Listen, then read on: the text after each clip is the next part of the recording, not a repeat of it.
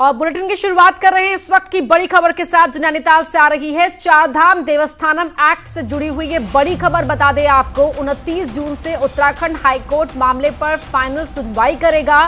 सरकार ने कोर्ट में जवाब दाखिल कर दिया है। सरकार ने कहा हमारा एक्ट एकदम ठीक है।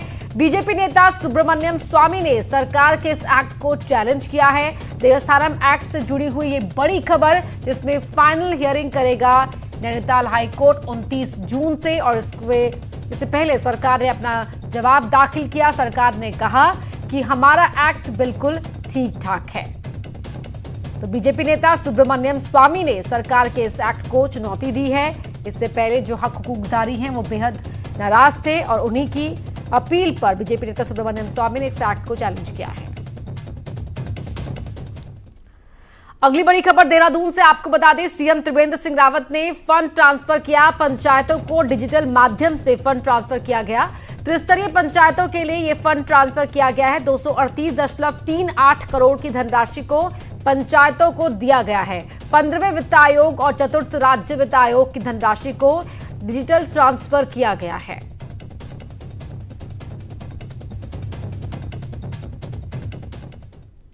अगली खबर नैनीताल से, जहां केदारनाथ में गायब शवों को खोजने का मामला। हाईकोर्ट ने वाडिया इंस्टीट्यूट से पूछा क्या वैज्ञानिक विधि से हो सकती है इनकी खोजबीन। 1 हफ्ते के भीतर जवाब दाखिल करने का कोर्ट ने आदेश दिया है। अजय गौतम की जनहित याचिका पर यह निर्देश दिया गया है। 2013 में केदारनाथ में आपदा आई थी। अब भी कई लोग लापता हैं जिनका कोई पता नहीं चल पाया, और 1 हफ्ते के भीतर जवाब दाखिल करने का आदेश कोर्ट ने दिया है। अजय गौतम की जनहित याचिका पर सुनवाई हुई और उस पर निर्देश दिए गए। और अब बात करते हैं कोरोना अपडेट की। तो आज प्रदेश में कोरोना के 57 नए केस सामने आए हैं। हरिद्वार में 17, उधम सिंह नगर में 15 नए केस सामने आए हैं। अल्मोड़ा में 11, पौड़ी में 10 नए केस सामने आए हैं। नैनीताल में 2, टिहरी देहरादून में 1-1 केस सामने आए हैं। 2400 के पार पहुंची है कोरोना मरीजों की संख्या। 27 की मौत हो गई है। 848 मरीज अभी भी एक्टिव हैं। 1511 मामले रिकवर हो चुके हैं।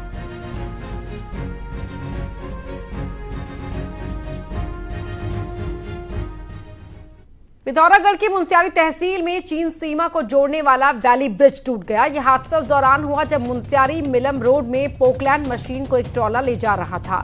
धापा के पास सेनर नाले पर बना पुल ओवरलोडिंग के चलते पूरी तरह से टूट गया। इस हादसे में 2 लोग गंभीर रूप से घायल हुए हैं। असल में दिनों चीन सीमा को जोड़ने वाली मिलम सड़क को काटने का काम जोरों पर है, जिसके लिए भारी भरकम मशीनों को बॉर्डर पर पहुंचाया जा रहा है। तस्वीरों में आप देख सकते हैं जिस पुल से पोकलैंड को ले जाया जा रहा था वो पुल अचानक से यहां गिर गया। देखिए किस तरह से यहां पर गाड़ी आम गति से ही चल रही है आगे, और अचानक से ये पुल ढह जाता है। तो ये देखिए किस तरह से ये हादसा हुआ कि अचानक से ये पुल ढह गया और गाड़ियां नीचे आ गई। तो चीन बॉर्डर पर मिलम के लिए सड़क काटी जा रही है और उसी के लिए ये पोकलैंड मशीन यहाँ ले जाई जा रही थी। एक बार फिर देखिए किस तरह से मशीन चल रही है। मशीन को ले जाया जा रहा है इस गाड़ी के जरिए, और अचानक से देखिए ये गाड़ी देखते ही देखते सेकंडों में पुल समेत नीचे आ जाती है। तो ये हादसा हुआ। पहली तस्वीरें आपको दिखा रहे हैं। पोकलैंड मशीन ले जाने के दौरान पुल यहां पर ढह गया। देखिए सामान्य गति से गाड़ी आगे चल रही है और अचानक जिस तरह पुल के बीचों बीच गाड़ी पहुंचती है कि तभी ये पुल नीचे आ गिरता है। देखिए बस देखते ही देखते ये पुल नीचे आ जाता है।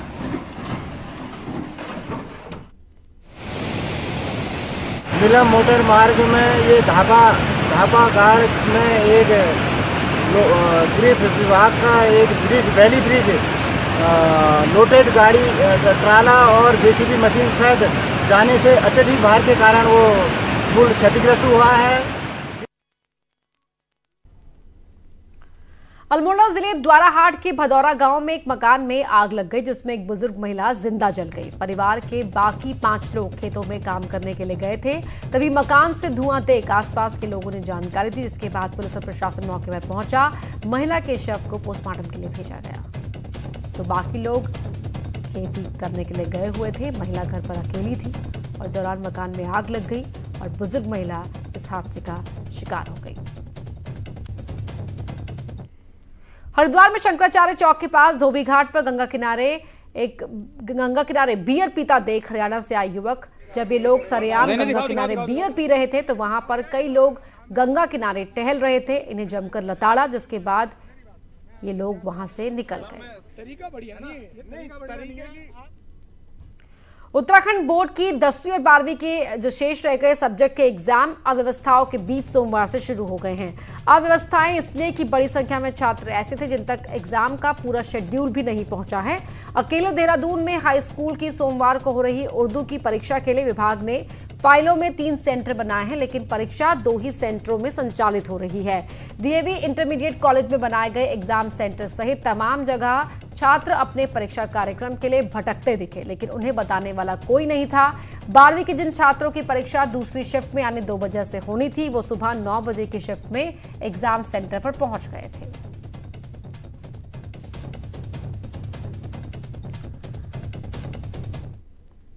तो आज बचे हुए पेपरों के लिए जब छात्र परीक्षा केंद्र पहुंचे तो हाईकोर्ट के आदेश का असर भी इन केंद्रों पर देखा गया। सभी छात्रों को सैनिटाइजर और थर्मल स्क्रीनिंग के बाद ही परीक्षा केंद्र में प्रवेश दिया गया। वहीं कमरों को भी पूरी तरह से सैनिटाइज किया गया था। हालांकि आज परीक्षा केंद्रों पर छात्रों की संख्या दूसरी शिफ्ट में काफी कम नजर आई। राज्य में एक बार दोबारा बोर्ड परीक्षाओं को शुरू किया गया है। ये देख सकते हैं कि नैनीताल का CRST केंद्र है। यहाँ पे जो बच्चे हैं उनको बैठाया गया है। बायोलॉजी का आज पेपर है इनका। सोशल डिस्टेंसिंग का पूरा ख्याल रखा गया है और जो कमरे में हैं वो आज जो छात्र हैं उनकी संख्या काफ़ी कम है या जो बच्चे हैं उनकी परीक्षाएं नहीं हैं, तो पूरा जो केंद्र है वो खाली है। जिस तरह से हाईकोर्ट ने भी निर्देश जारी किए थे कि कॉलेज को सैनिटाइज करें, जो क्लासरूम है उनको सैनिटाइज करें, इस तरह से जो बच्चे यहाँ आ रहे हैं उनको थर्मल स्क्रीनिंग उनकी की जा रही है और जो हाथ हैं उनको सैनिटाइज किए जा रहे हैं। उम्मीद करते हैं कि आने वाले दिनों में ये व्यवस्था बनी रहे ताकि जो छात्र हैं वो सुरक्षित रहें। वीरेंद्र बिष्ट, न्यूज़ 18, नैनीताल। और अब बात करते हैं कुंभ से जुड़ी खबर की। कुंभ का आयोजन तय समय पर करने को लेकर पूर्व सीएम हरीश रावत ने सीएम त्रिवेंद्र सिंह रावत के फैसले को सही बताया है। वहीं हरीश रावत का कहना है कि 4 धाम यात्रा को शुरू करने में सरकार की हिचकिचाहट को मैं समझ नहीं पा रहा हूं। परंपराएं मजबूत की जाती हैं, उन्हें कमजोर नहीं होने देना चाहिए। हरीश रावत का कहना है कि 4 धाम यात्रा को भी शुरू किया जाना चाहिए। कुंभ का आयोजन समय पर होगा। मुख्यमंत्री का बहुत सही निर्णय, मगर 4 धाम यात्रा सांकेतिक रूप से प्रारंभ करने में हिचकिचाहट मैं समझ नहीं पा रहा हूं। परंपराएं मजबूत की जाती हैं, उनको कमजोर नहीं होने देना चाहिए। ये मेरा अपना अनुभव है। देहरादून से खबर है, जहां वीडियो कॉन्फ्रेंसिंग के जरिए हुई फॉरेस्ट रिसर्च विंग की सालाना बैठक में 4 करोड़ की योजनाओं के प्रस्ताव को हरी झंडी दे दी गई। बैठक में संजीवनी बूटी जैसे मेडिसिनल प्लांट पर रिसर्च तेज करने पर जोर दिया गया। लगातार कम होती जा रही हनी बी को कैसे बचाया जाए, बुग्याल में हो रहे सोयल इरोजन को रोकने के लिए प्राकृतिक तौर तरीकों की खोज करने पर बल दिया गया। वहीं तय किया गया कि रिसर्च के क्षेत्र में पतंजलि हरिद्वार से भी संपर्क किया जाएगा। इसके लिए जायका वित्तीय मदद देगा। तो इस तरह की बड़ी जो है हमारे पास इतनी नाना प्रकार के हमारे पास जड़ी बूटियां हैं जो हल्के हल्के करके ख़त्म हो रही हैं, तो उस पर हम लोगों ने बड़े विस्तार से चर्चा करके उसमें हमने तय किया है कि जायका के सपोर्ट से हम अपने काम को और फैलाएंगे और दूर दराज में हम जो है काम करेंगे जहाँ पर कि अभी बहुत अच्छा इंफ्रास्ट्रक्चर भी नहीं है, तो उसको हम स्ट्रेंथन करें। देहरादून में कोविड-19 की आड़ में वायरस ब्लॉकर डिसइंफेक्शन कार्ड बिक रहे हैं, जिसको लेकर दावा है कि कार्ड पहनने से 1 महीने तक वायरस आपसे दूर रहेगा, जबकि इसकी ना तो WHO की तरफ से कोई अथॉरिटी है और ना ही पुलिस प्रशासन को इस कार्ड के बारे में कोई जानकारी है।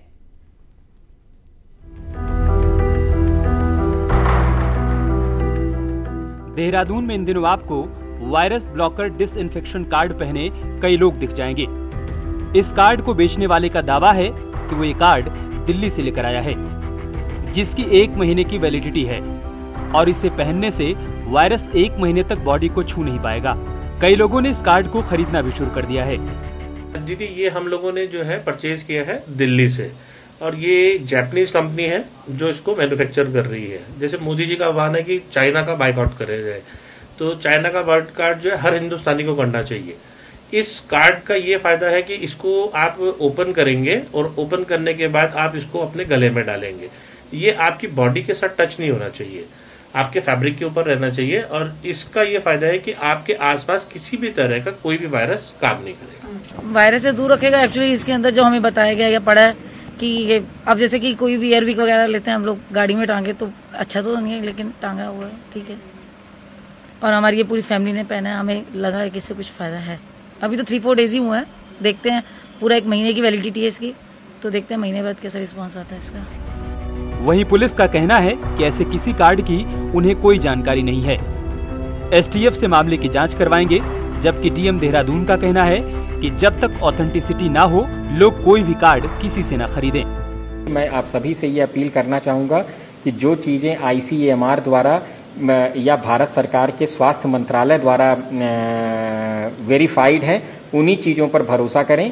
और कोरोना से बचाव का सबसे सटीक और सबसे इम्पॉर्टेंट जिसको कहते हैं इफेक्टिव उपाय है कि आप सोशल डिस्टेंसिंग को मेंटेन करें, मास्क पहनें, और अगर ज़रूरत नहीं है तो अपने घर में ही रहें।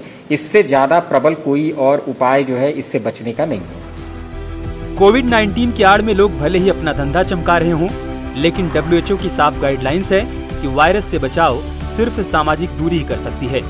इसके अलावा कोई भी कार्ड आपको किसी भी वायरस से नहीं बचा पाएगा। न्यूज़ 18 के लिए देहरादून से भारती सकलानी की रिपोर्ट। उत्तराखंड में मौसम विज्ञान केंद्र ने 22 से 25 जून तक बारिश का अलर्ट जारी किया है, जिसमें देहरादून समेत 7 जिलों में तेज बारिश होने के आसार जताए गए हैं। इसके साथ ही मौसम विज्ञान केंद्र के मुताबिक अगले 2 दिन यानी 22 और 23 को उत्तराखंड में मानसून पूरी तरह से एंटर कर जाएगा। इसको देखते हुए जिला प्रशासन, SDRF और आपदा प्रबंधन अलर्ट हो गया है।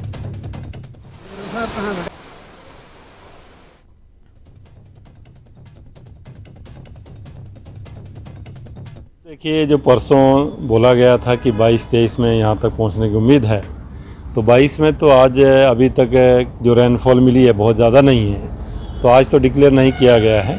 लेकिन हाँ, ये कि आज जो एक्टिविटी अच्छी हो जाएगी तो कल जो है कुमाऊं क्षेत्र के कुछ पार्ट्स में कम से कम जो है वो डिक्लेयर हो जाना चाहिए। उत्तराखंड में अगले 3 दिनों तक तेज बारिश का अनुमान जताया है मौसम विज्ञान केंद्र ने, और मौसम विज्ञान केंद्र ने कहा है कि 22 जून से 25 जून तक 7 जिलों में बारिश हो सकती है, जिसमें देहरादून, नैनीताल, बागेश्वर, पौड़ी, टिहरी, चंपावत और पिथौरागढ़ यानी गढ़वाल और कुमाऊं के ज्यादातर हिस्सों में बारिश की संभावना जताई गई है। वहीं मौसम विभाग ने कहा है कि 22 और 23 को उत्तराखंड में पूरी तरह से मानसून उत्तराखंड में दस्तक दे देगा, यानी अगले कुछ दिनों तक लगातार तेज बारिश हो सकती है। इसको लेकर मौसम विभाग ने सभी जो आपदा प्रबंधन केंद्र है या फिर NDRF है, SDRF है, सभी को अलर्ट रहने के निर्देश दिए और कहा है कि इस सीजन में लगातार तेज बारिश हो सकती है, तो इसलिए एहतियातन सुरक्षा बरती जाए। कैमरामैन अनिल के साथ किशोर रावत, न्यूज़ 18 देहरादून।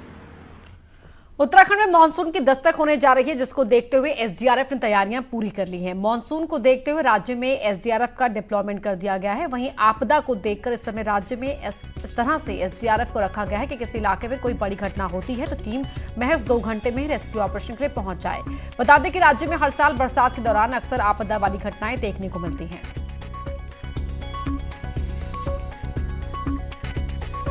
विगत वर्षों में भी जो मानसून के दौरान जहाँ जहाँ जिस स्थान पे भी उसके आधार पे हमारा डिप्लॉयमेंट प्री मानसून ऑलरेडी किया जा चुका है, और वहाँ की जितने भी हमारे फोर्सेज है, SDRF है, उनको अलर्ट कर दिया गया है। जब भी इस तरह से कोई वेदर रिपोर्ट आएगी उस लिहाज से हम लोग बहुत ही कम समय पे, मिनिमम समय पे भी हम लोग अपना डिप्लॉयमेंट मूवमेंट कर सकते हैं। और यहाँ रुक रहे एक छोटे से ब्रेक के लिए, जल्द लौटते हैं।